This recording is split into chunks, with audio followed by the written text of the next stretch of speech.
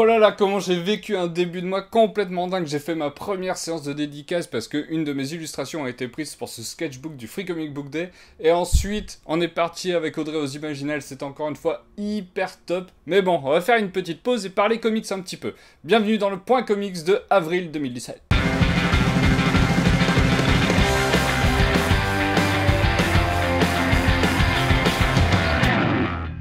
Descender, tome 1.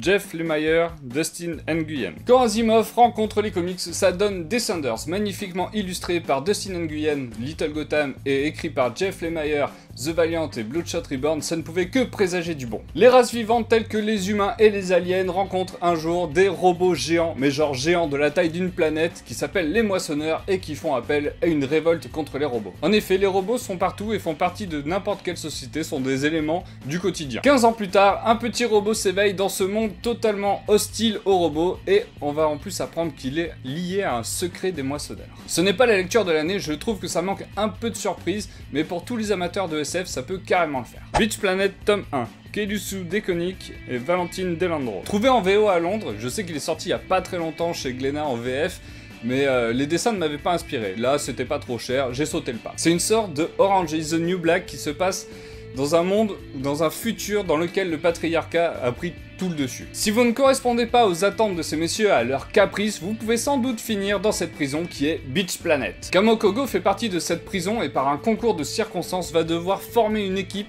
pour le mégaton, une sorte de dérivé du calcio florentin, un rugby où tous les coups sont permis et tout ça dans le but de divertir ces messieurs. Bref, une histoire de complot va débarquer et ça donne un comics hyper violent, cru, assez dur, qui ne prend pas de détour et qui fait réfléchir sur la situation de la femme, mais pas que. Lazarus, tome 1.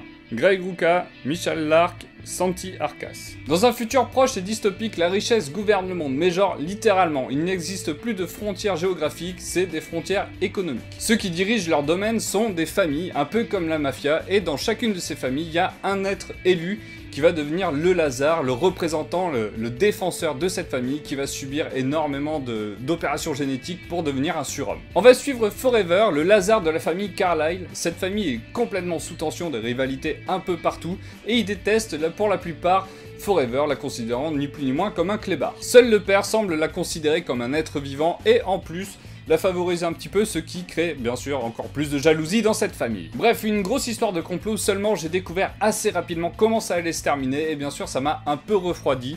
Cependant l'univers est vraiment sympa et le personnage de Forever est vraiment très intéressant. Tokyo Ghost, tome 2, Rick Remender, Sean Murphy. La suite et fin de notre histoire d'amour dans un monde high-tech où seul Neo Tokyo était libre de toute technologie. Fin du tome 1, c'est un gros bordel, rien qu'au sein du couple de LED et Debbie, mais aussi au niveau du monde avec la Flag Corporation et le hacker David Roman. Contrairement au tome 1, le second je l'ai pris en couleur et franchement ça facilite énormément la lecture. J'avais trouvé le tome 1 très difficile à lire à cause de ça et pourtant Sean Murphy je l'adore réellement en noir et blanc, mais là Matt Hollingsworth fait un travail de dingue. C'est trash sans pitié, décomplexé, je ne me souvenais pas que ça l'était autant dans le tome 1, ça conclut l'histoire et ça a été vraiment une bonne lecture.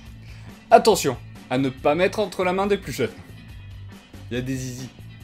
14-18, Corbéran, Le Roux. Ce mois-ci, j'ai lu un peu de franco-belge grâce aux 48 heures de la BD. C'est un événement qui met à disposition des œuvres pour 1 € dans toutes les librairies participantes. Il y a donc du franco-belge, mais il y a aussi du comics. Par exemple, Urban avait mis le tome 1 de la Justice League et encore du manga. Vraiment des bons choix. 14-18 et non 78, comme le pense Nabila, se passe donc pendant la Première Guerre mondiale, à son tout début, son commencement. On y suit un groupe d'amis pendant une fête de village, avec tout ce que peut engendrer l'euphorie du moment, l'alcool et voilà, toutes les situations possibles dans un groupe d'amis entre hommes et femmes. Tout se passe bien jusqu'au moment où on annonce la guerre et là ça jette un gros froid. Si vous cherchez des expressions désuètes, le début est un véritable festival, ce qui rend la lecture un poil difficile, mais passé ce moment, on se prend dans l'histoire, c'est vraiment tendu, c'est vraiment chouette, les mecs, ils découvrent ce qu'est la guerre, là, ils vont affronter même la mort pour la première fois, c'est vraiment prenant, une très bonne lecture. La guerre des Lulus, Régis Autière et Hardock. Toujours grâce aux 48 heures de la BD, mais cette fois on y suit un groupe de gamins. Ces gamins se nomment les Lulus et je vous donne un petit indice pour savoir pourquoi. Ils s'appellent Lucien, Lucas, Luigi et Ludovic. Perso, j'ai toujours pas compris pourquoi. Bref, quasi même point de départ que pour 14-18, la guerre est déclarée au début du tome,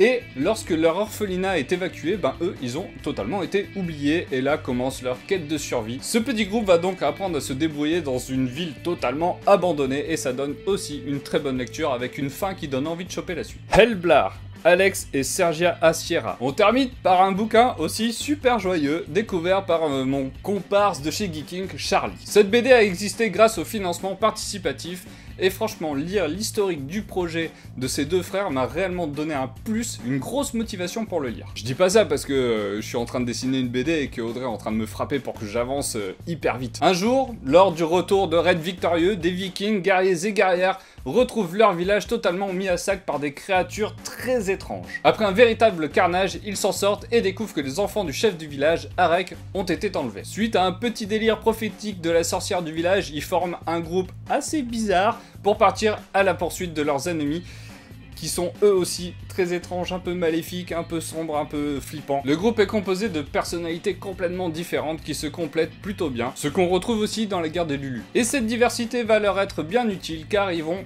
clairement en chier. Il y a de la mythologie nordique, de la magie, de la baston, des dessins très dynamiques avec un design que j'aime particulièrement, ça a été une super lecture. Ça a été un mois plutôt diversifié en lecture et bizarrement mes meilleures lectures font partie du format franco-belge. Niveau comics, pour une fois, c'est pas des suites, des continuités genre tome 2, etc. J'ai pu découvrir des nouvelles séries, mais rien qui m'a réellement transcendé. Pour les Bordelais, il y a le Bordeaux Geek Festival en ce moment et le jour de la sortie de la vidéo, on y sera, donc si vous y êtes, n'hésitez pas à venir nous faire un petit coucou. Pour ceux qui nous suivent sur les réseaux sociaux, vous avez dû voir que je me débarrasse de beaucoup de comics. J'en ai fait une liste. Si jamais ça vous intéresse de savoir ce qu'il y a, je vous mets le lien dans la barre d'infos en dessous. Merci à tous d'avoir suivi cette vidéo. On se retrouve le mois prochain pour un autre point comics. Je vous fais des très gros bisous. N'hésitez pas à commenter, partager, nous dire que vous nous aimez.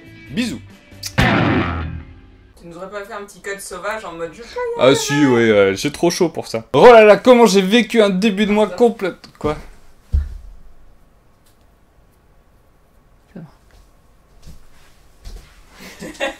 C'était l'instant de l'amour.